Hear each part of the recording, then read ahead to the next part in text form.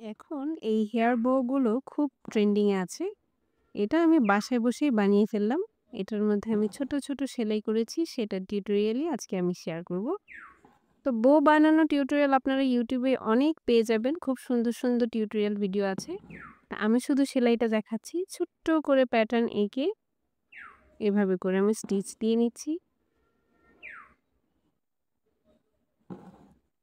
আমি এই সম্পূর্ণ কাজটা লেজি ডেজি স্টিচে করব। তো ১ম এ পাতাগুলোতে আমি জলপাই কালার সুতা দিয়ে করে নিচ্ছি।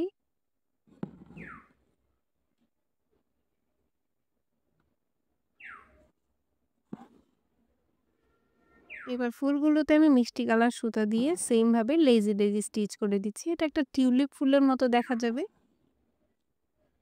এরকম